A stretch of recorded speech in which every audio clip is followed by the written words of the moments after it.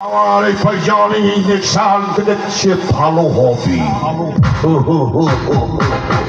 ভিখারি করব, পথে পথে দাঁড়িয়ে তোরা ভিক্ষা করবি, আর এই বাড়িতে একমাত্র উত্তরাধিকারী হিসাবে থাকবে এই শেখর ডাক্তার।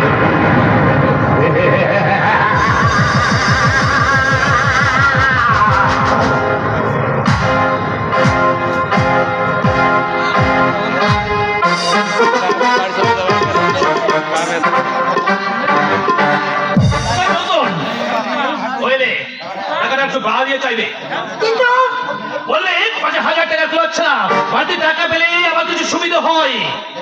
এই দেখুন পুলক বাবু, মানে বলছিলাম কি, আপনার কাছে না আমি খুব কৃতজ্ঞ, কিন্তু একটা কথা আপনি মাথায় রাখবেন, করিডোর আপনি ঠিক করে দিয়েছেন, তার জন্য আমি কিন্তু আপনাকে প্রতি মাসে টাকা দিই। তোমার সঙ্গে কি কন্ডিশন ছিল? আমার কি চুক্তি হয়েছিল? প্রতি মাসে ১০০০ টাকা চন্দন বাবু আমাকে দেবে, তার অর্ধেক অর্থাৎ ৫০০ টাকা আপনি পাবেন। তোমার কাছে টাকা করছে কেন? টাকাটা তো তোমার পকেট থেকে দিচ্ছ না। জানো চন্দন বিয়ে করেছে, আমি ইচ্ছা করলে চন্দনকে তোমার এখানে আসা বন্ধ করে দিতে পারি।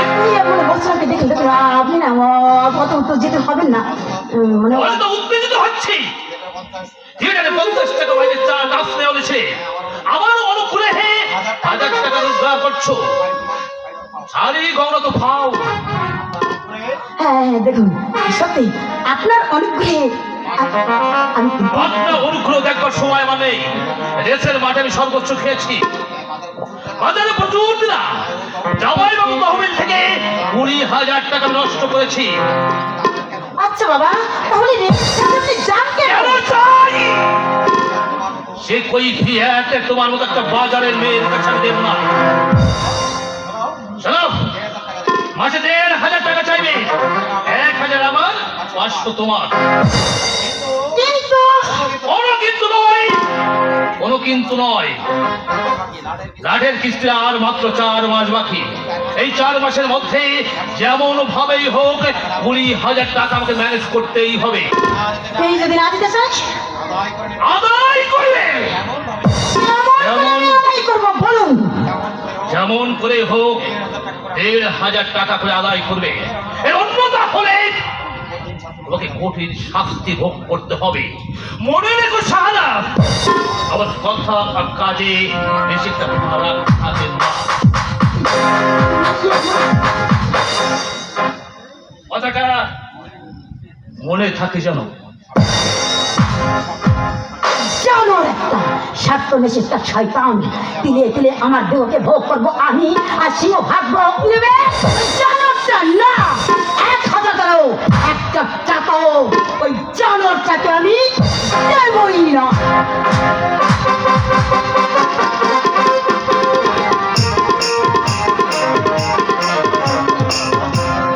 যেদিন শুনিলি জননী হইতে উঠিল জননী ভারতবর্ষ, উঠিল বিশ্বে সে কি করে হল, সে কি মা ভক্তি, সে কি মা হর্ষ। যেদিন তোমার প্রভার ধারায় প্রভাত হইল গভীর রাত্রে, মন্দির সবে জয় মা জননী, জগত্তারিণী জগৎধাত্রী। ধন্য হইল ধরণী তোমার চরণ কমল করিয়া স্পর্শ, গাহিল জয় মা জগৎ মোহিনী, জগৎ জননী ভারতবর্ষ। আচ্ছা ইন্দিরা, বলো। তোমার বাবার সঙ্গে দেখা হয়েছে একদিনও? না, বাবা তো এখানে আসেন না, দেখা হবে কি করে? আচ্ছা, এই চন্দন নাকি বিয়ে করেছে? হ্যাঁ, জানো বড় শান্ত মেয়ে, তাই? যেন ৭ জনের মুখে রাও নেই, দিন রাত শুধু কাঁদে। ও জানে না এই নিষ্ঠুর পৃথিবী ওর কান্নার কোনো দাম নেবে না। আজ প্রায় ২ বছর হয়ে গেল বাইরের পৃথিবীর কারোর সঙ্গে আমার দেখা সাক্ষাৎ নেই। বড় ইচ্ছে হয় বাবাকে প্রণাম করে বাবার সামনে গিয়ে দাঁড়াই, বড় ইচ্ছে হয় মাকে প্রণাম করে মাকে গিয়ে বলি, মা গো তোমার অনাচার অত্যাচারে আমি একদিনও মানুষ হয়ে গিয়েছিলাম। আর বলতে ইচ্ছা হয় না চন্দন? চন্দন, হ্যাঁ, জানো ইন্দ্রা, আমার ওই ছোট ভাই চন্দনের যখন জন্ম হলো তখন আমার আনন্দ দেখে কে? আমি ছোটবেলায় বারবার মায়ের কাছে ছুটে গেছি, মাকে বলেছি, মা গো ছোট ভাইটিকে একটি বার আমার কোলে দাও, ওকে বুকে নিয়ে আমার বুকের জ্বালাটা আমি একটু কমাই। সব কথা তুমি ভুলে যাও। বলতে চাই না, বলতে চাই কিন্তু পারি না। অতীতের কথাগুলো আমার স্মৃতির পাতায় জল জল করে ভাসে। আমার অতীতের কথাগুলো সব সময় মনে পড়ে। চন্দন আমাকে চাবুক মেরেছে, মা তিন জল লাঠি মেরেছে, রাজনী বামনটা পর্যন্ত আমার গায়ে গরম দিয়েছে। ওরা আমাকে মানুষ মনে করতো না, ওরা মনে করতো আমি যেন একটা অমানুষ। আর হ্যাঁ, ওই যে ডাক্তার ভদ্রলোক আছে না, ওকে কিন্তু দু চোখে সহ্য করতে পারি না। কেন? ওই ডাক্তারকে দেখলেই আমার কেমন যেন ঘৃণা হয়। তুমি আর হাসছো কেন? তোমাকে জোর করে ইঞ্জেকশন করেছে বলে? শুধু অসুখের সময় কেন, আমি যখন সুস্থ ছিলাম তখন ওই ডাক্তার আমাকে জোর করে ধরে ইঞ্জেকশন দিত। ইঞ্জেকশন, হ্যাঁ, সুস্থ অবস্থায়। সুস্থ অবস্থায় ইঞ্জেকশন দিয়েছে? কি জানি, রামদা বলতো, বড় বাবু ইঞ্জেকশনটা নাও, তোমার শরীরটা ভালো হবে। বড় বাবু ইঞ্জেকশনটা নাও, তুমি সুস্থ হইবে। কিন্তু আমার ভালোভাবে মনে পড়ে ওই ইঞ্জেকশনটা নেওয়ার পর আমি যেন ধীরে ধীরে কেমন নিস্তেজ হয়ে পড়তাম। আচ্ছা, আমাদের কিছু বলতো না? আরে ও কি বলবে, ও কি বলবে? আমাদের চাকর রামদা, বুঝলি, হ্যাঁ। রামদাই তো ওই ডাক্তারকে সমর্থন করতো। ডাক্তার যখন ইঞ্জেকশন নিয়ে আসতো আমি ভয়তে লুকোতাম। ডাক্তার যখন ইঞ্জেকশন দেখে আমি তার সামনে আসতাম না, কিন্তু রামদা আমাকে জোর করে ধরে ডাক্তারের সামনে দিত। ডাক্তারও অমনি ধরে এই, হ্যাঁ, ডাক্তার এদিকে আসছে। তুমি ভিতরে যাও। আর কতদিন, আর কত রাত, আর কত মাস, আর কত বছর তুমি এমনি করে আমাকে লোক চক্ষুর আড়ালে লুকিয়ে রাখতে বলতে পারো? পারছি না, পারছি না, আমি আর পারছি না এই বাইরের পৃথিবীটা দেখবার জন্যে। আমার এই মনটা, আমার এই মনটা বড় ছটফট করছে ইন্দ্রা। আমার মনটা বড় ছটফট করছে।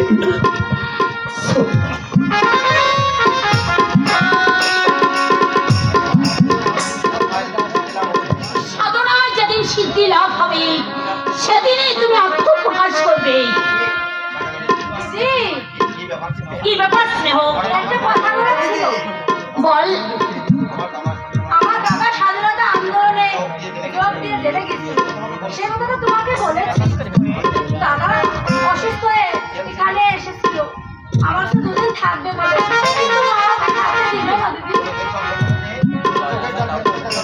দাদা চোখের জল ফেলতে ফেলতে চলে গেল, একটু সাহায্য আমি করতে পারলাম না। তোমাদের কান্না দেখলেই স্নায়ুতন্ত্র আমার উত্তেজিত হয়ে ওঠে। বাংলাদেশের মেয়েগুলো যেন কান্নার জন্য জন্ম নিয়েছে। কান্না নয় রে হতভাগী, কান্না নয়, প্রতিবাদ করতে হবে। ওদেরকে বুঝিয়ে দিতে হবে আমাদেরও মানুষের মতো মানুষ হয়ে বাঁচবার অধিকার আছে। বলি বাছা, নিজে তো সংসারটাকে ভেঙে তছনছ করে দিয়েছ, এখন এখানে এসে ওর কানে পুষ্পমন্ত্র। এই স্নেহ, তুই একটু ভেতরে যা, মায়ের সঙ্গে আমি কথা বলছি। যা।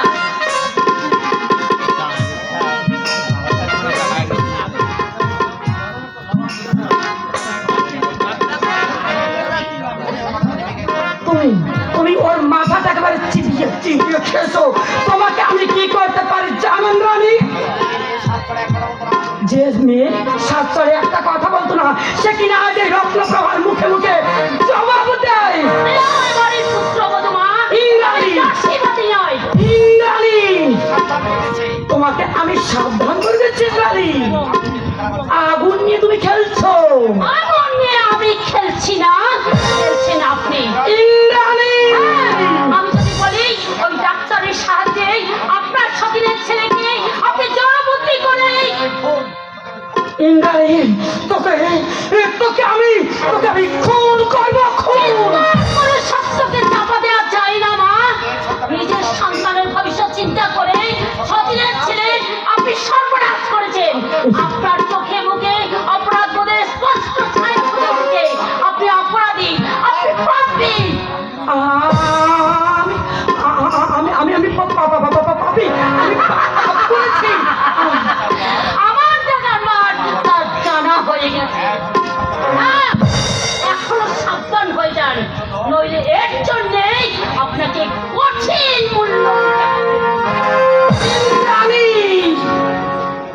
কঠিন মূল্য দিতে হবে। কি বলে গেল ইন্দ্রাণী আমাকে কঠিন মূল্য দিতে হবে। কিন্তু কিন্তু কেউ কে কথা বলেছে? হ্যাঁ হ্যাঁ, আমি জানি কে ইন্দ্রাণীকে কথা বলেছে। রামু, ওই রামু শয়তানটা ইন্দ্রাণীকে বলেছে, হারামজাদা, বেঈমান, শয়তান, বিশ্বাসঘাতক। ওই শয়তানটাকে আমি 2000 টাকা দিয়েছিলাম। টাকা পেয়ে ওই চাকরের বাচ্চা এই রত্নপ্রভার সঙ্গে করেছে চরম বেঈমানি। ওই রামু এই রত্নপ্রভার হাতে, এই কোমল হাতে নাকি হাত করা বাড়াবে, হাত করা। এই রামু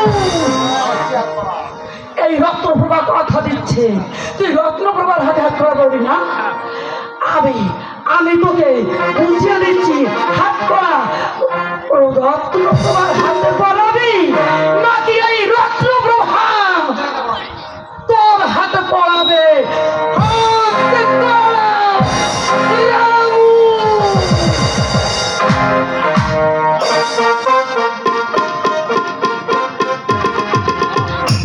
তুমি কি করে জানলে যে ডাক্তারের সাহায্যে মা আমাকে জলবন্দী করে দিয়েছে? আমি অন্ধকারে ঢেল ছুটছিলাম। কিন্তু ইন্দ্রা, হ্যাঁ, তোমার ছোটবেলার কাহিনী শুনেছি। স্নেহের কথা প্রকাশ পেয়েছে ওই ডাক্তারের চরিত্র। অঙ্ক কষে দেখলাম হিরে যোগসূত্র পাওয়া যায় কিনা। এই শোনো, তোমার কিন্তু উকিল হওয়া উচিত ছিল, বুঝলি? তাই বুঝি? আর তুমি বুঝি আমার মক্কেল হতে, তাই না? নহ মাতা নহ কন্যা নহ বধ সুন্দরী রূপসী, হে নন্দন বাসিনী রূপসী, গোষ্ঠে যাবে সন্ধ্যা নামে। কি হলো? ভুল হলো মশাই। ভুল? হ্যাঁ, তোমার ওই কবিগুরুর উর্বশীর সঙ্গে আমার কোনোই বই নেই। ইন্দ্রা, মানুষের বাইরের রূপটাই তার সবকিছু বহন করে না। তোমার অন্তরে আছে অগাধ মমতা, শ্রদ্ধা, ভালোবাসা, আছে স্নেহ, মায়া, আমার স্বর্গাগতা মায়ের প্রতিচ্ছবি। কেন কাঁদছো কেন? তুমি তো বলেছিলে যে কাঁদবার জন্য ইন্দ্রার জন্ম হয়নি, তবে কেন তুমি আজ কাঁদছো? বলো। আমাকে তুমি ক্ষমা করো ইন্দ্রা, হ্যাঁ, মাঝে মাঝে তোমার সঙ্গে আমি এমন কঠোর ব্যবহার করেছি, তুমি সারা রাত পায়চারি করেছো, আমি শুয়ে সবই লক্ষ্য করেছি। ইন্দ্রাণী, এটা তুমি বিশ্বাস করো, আমি যা করেছি তোমার মঙ্গলের জন্যই করেছি। সে আমি জানি ইন্দ্রা, সে আমি জানি। যৌবনের উদ্দাম রক্ত স্রোত আমার শিরায় উপশিরায় প্রবাহিত হয়েছে। মাঝে মধ্যে মনে হয়েছে তোমার সুন্দর দেহ কমলটাকে আমি দু হাতে তুলে পিছে চুরমার করে দিই। কেন? ওই হতো ভয়? কিসের ভয়? তোমার কঠোর কঠিন ব্যক্তিত্বের ভয়। ইন্দ্রা, আজ ভয় করছে না? না, কেন? তোমার ব্যক্তিত্ব আমার মধ্যে সঞ্চারিত হয়ে আমাকে পূর্ণ করে তুলেছে। তোমার জ্ঞানের শিকায় আলোকিত হয়ে আজ আমি ধন্য, আজ আমি পূর্ণ। হ্যাঁ, আজ আমাদের জীবনের প্রথম রজনী। স্বাগতম, এসো হে নবকুঞ্জে, নবরূপী শ্যাম। স্বাগতম, সুস্বাগতম। ছোট্ট একটি জীবন নিয়ে পৃথিবীতে কেন বলো আশা? অনন্তকাল ভালোবেসে ফুরবে না আমার ভালোবাসা। তুমি অমর করে দাও আমাকে,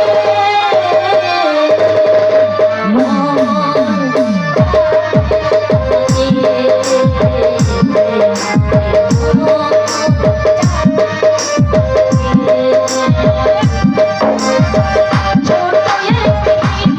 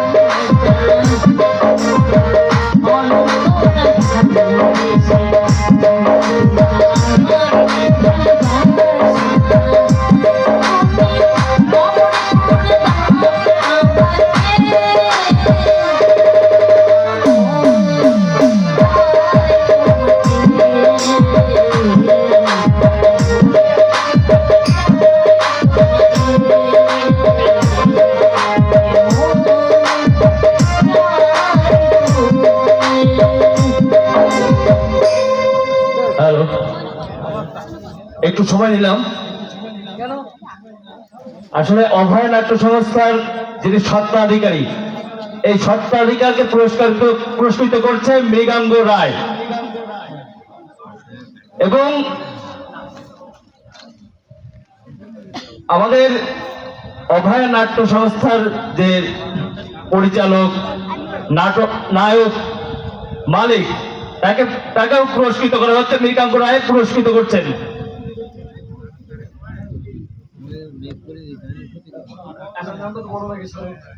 আমাদের এই যে স্মারক যিনি আছেন, যার জন্য আজকে আমরা এখানে বসে এই নাটক দেখতে পাচ্ছি, তার অক্লান্ত পরিশ্রমে আপনারা সবাই এই নাটকটা দেখতে পাচ্ছেন। তাকে পুরস্কৃত করা হচ্ছে। মৃগাঙ্গ রায় তাকে 100 টাকা দিয়ে পুরস্কৃত করছে। ধন্যবাদ। সম্মানিত সুধী, আসলে নাটকের বিঘ্ন ঘটানো জন্য আমি বিনীতভাবে প্রার্থনা করছি। আমি আমার ছোট ভাই মৃগাঙ্গকে আশীর্বাদ করছি আমার মন থেকে, ও সহ ওর পরিবার যেন ভালো থাকে।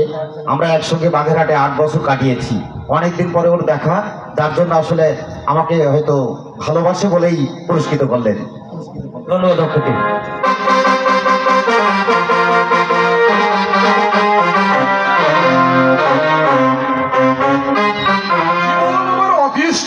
হয়েছে না জানি পূর্ব জন্মে আমি কত পাপ করেছিলাম। হঠাৎ আবার কি ঘটনা ঘটলো? রেবনীয় জমাদার আর মাত্র 2 মাস বাকি, আদায় উসুল কি হয়েছে না হয়েছে আমি কিছু বুঝতে পারছি না। 2 মাস আমি সজ্জাগত ছিলাম। তুমি অন্য ডাক্তার দেখাও, ওই শেখাও ডাক্তারের চিকিৎসা তুমি ভালো হবে না। কিন্তু ডাক্তার হিসাবে অন্তত সে নাম আছে। আছে, কিন্তু তোমার রোগটা বোধ হয় ধরতে পারছে না। রোগ তো বিশেষ কিছু নয়, শরীরটা দিন দিন খুব দুর্বল হয়ে যাচ্ছে। ভালো টনিক খাচ্ছি, ইঞ্জেকশন নিচ্ছি, কিন্তু দুর্বলতা কিছুতেই কাটছে না। তুমি একবার ডাক্তার রায়কে দেখাও, আমার মনে হয় তুমি তার চিকিৎসায় ভালো হয়ে উঠবে। তোমার সঙ্গে আলাপ আছে? আছে, তবে যাবে আজ বিকেলে?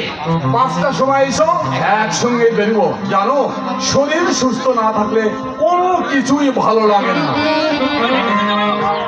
হ্যাঁ, আদায় উসুল কি হয়েছে না হয়েছে কিছুই তো জানাচ্ছ না। আর 2 মাস বাদেই লাঠের কিস্তি। আদায় উচিত একদমই নেই, আর যা কিছু হয়েছিল চন্দন সব খরচ করে ফেলেছে। তোমরা কি ভেবেছো বলতে পারো? আগে আমি জমিদার বেকার, তোমাদের না আমার।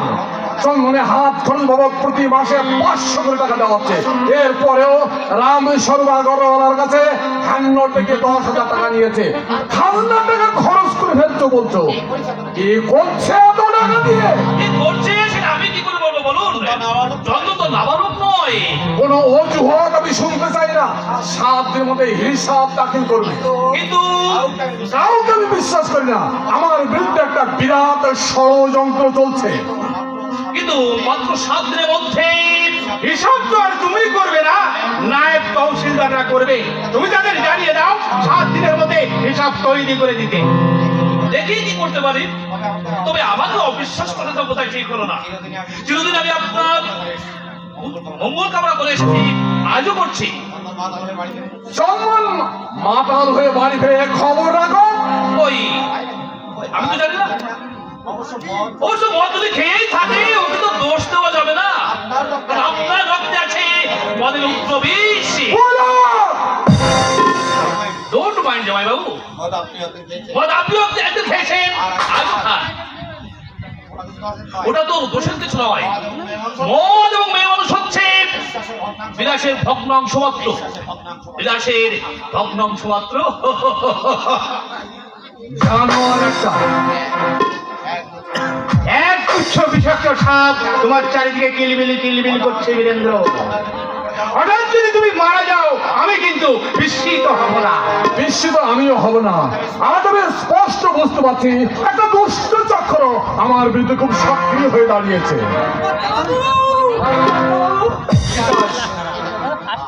আমি তোমার একটা ছুটি চাই কত। হঠাৎ তাই ছুটি? কোনো কাজকর্ম নেই, বসে বসে বাইরে গেছি। বিবেক বড় লাগে বাবু, জানেন? আপনি হাসছেন বাবু? হাসি এই ভেবে যে তোমার মতো ধর্মভীরু মানুষ এখনো এই পৃথিবীতে আছে। তাহলে আচ্ছা রাম, আগে সন্তানের দেখাশোনার ভাব তো তোমার উপরেই ছিল। আগে হ্যাঁ, বলতে গেলে আমার কোলে হাওয়া মানুষ হয়েছে। তবে ছোট মা আনবার পরে উনি আমার দেখাশোনা করতেন। আচ্ছা, শঙ্করের বুদ্ধিবৃত্তি যে নষ্ট হতে চলেছে এটা তুমি বুঝতে পেরেছিলে? আগে শোনেন, কোন কাসন দেখে গেলাম, আমার আশা আমি ছেড়ে দিয়েছি। ওসব কথা আলোচনা একদম বন্ধ করো। এসব শুনতে না আমার একদম ভালো লাগছে না। দেখো বীরেন্দ্র, আমি রিটায়ার্ড আইবি অফিসার। আমাদের কৌতূহল সহজে মিটতে চায় না। ওই অপরাধ বিজ্ঞানের পাতাগুলো আজও আমি এই বয়সে খুঁটিয়ে খুঁটিয়ে পড়ি। আমার মন বলছে আবার সন্তানের এই জড়ত্ব ভাবের পিছনে একটা দুঃচক্রান্ত কাজ করছে। আগে না, আগে না না, এই একটুকু দুধের বাচ্চাকে। আচ্ছা রামু, আগে তোমার বাড়ি তো হাওড়া সন্তবের, তাই না? আগে হ্যাঁ শরৎ বাবু। শরৎ থাক, তোমার কথাই বলো। 25 বছর আগে তুমি যে মাইনে পেতে মাত্র 5 টাকা, বাড়িতে তোমার বউ ছেলে আর মা ছিলেন, তাই না? আগে হ্যাঁ হ্যাঁ, 5 টাকা মাইনে পেয়ে একসঙ্গে 10 বিঘা জমি তুমি কি করে কিনলে? আগে এই সস্তার বাজার ছিল। সস্তার বাজার না।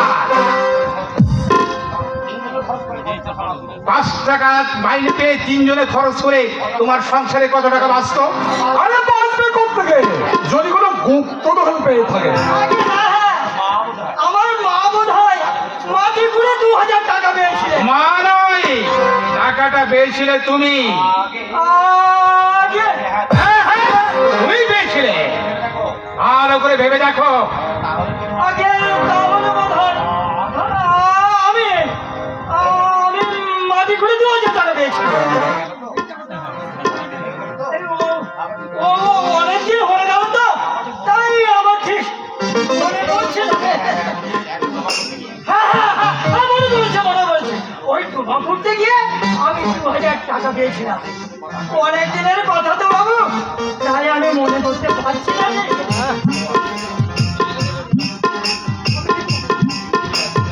আচ্ছা ও টাকা পেয়ে জমি কিনেছে এ খবরটা তুমি জানলে কি করে?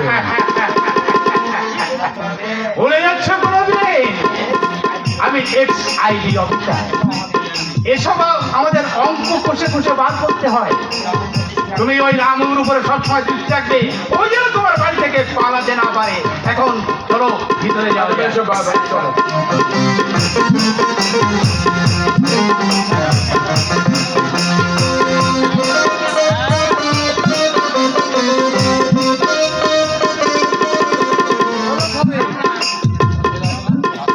আচ্ছা সারা আজ না শরীরটা ভীষণ খারাপ যাচ্ছে, ভীষণ মনটা খারাপ হবে। তোমার ওই মিষ্টি শুনে একটা গান শুনে দাও না। ও বাবা গান বুঝি এদিকে 5000 টাকা চিন্তা পাচ্ছি গান। টাকার চিন্তা পরে, আগে গানের চিন্তা।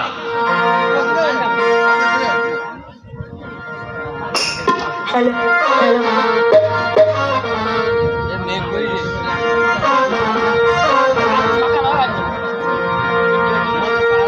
সাগরের মতোই গভীর, আকাশের মতোই অসীম, আমার এই মন আমি তোমাকে দিলাম, তোমারই আছি আমি, তোমারই ছিলাম, তোমারই আছি আমি, তোমারই ছিলাম।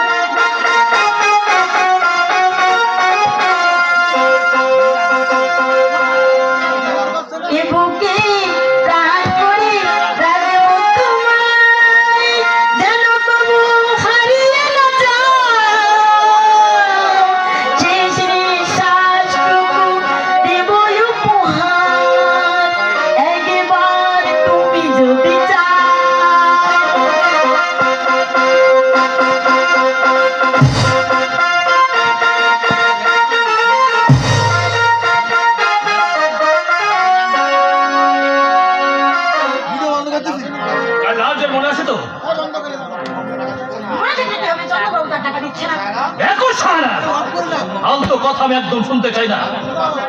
কালকের মধ্যে 5,000 টাকা আমার চাই। চন্দন বাবু চন্দন জাহান্নামে যাক, টাকা আমার চাই। এই 2 বছরে কত টাকা তোমাকে পাইয়ে দিয়েছি। হ্যাঁ, বাড়ি আপনি টাকা পাইয়ে দিয়েছেন। প্রতি মাসে চন্দন বাবু 1,000 টাকা করে দিয়েছেন, আর আপনি দিয়েছেন অর্থাৎ 500 টাকা। ফালতু কথা একদম বলবে না। ভাবনা বলবি বাড়ি বের করে দেয়নি, আর ভাব কি তুমি আমাকে দিয়েছো? তাহলে সন্ধ্যে 7টার মধ্যেই টাকা আমার চাই। 10,000 টাকা রেডি থাকে যেন। এই কিন্তু 7 দিনের মধ্যে হিসাব দাখিল করতে হবে, তা না হলে জামাই বাবু আমাকে বাড়ি থেকে দূর করে দেবে। ভেবে তুমি যদি ভেবে থাকো শাহানা আমাকে আশ্রয়চ্যুত করে তুমি শান্তিতে থাকে, এটা তো আকাশ কুসুম কল্পনা। কি করবো জানো? বেশি কিছু নয়, ওটা ধরবো আর মুরগির মতো ছিঁড়ে ফেলবো।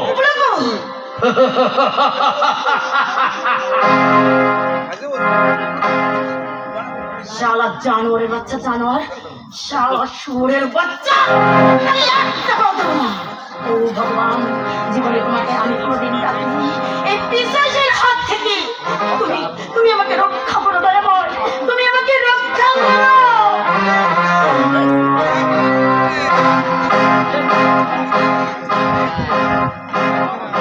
বললে প্রভাত রামু, হ্যাঁ, ওই রামু পালাতে চাইছি।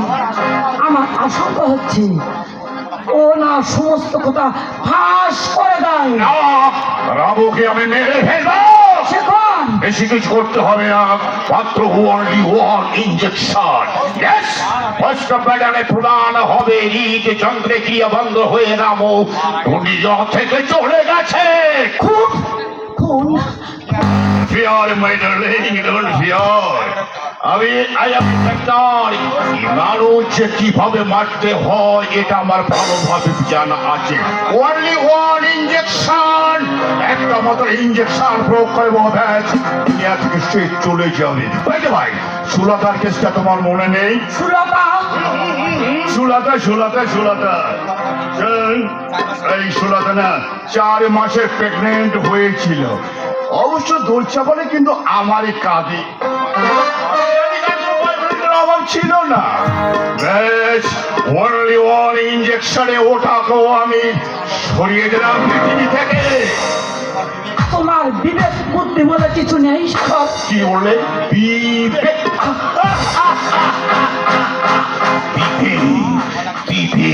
বিবেক না, ওটাকে জানাবো বিবেক মনুষ্যত্ব, এ সমস্ত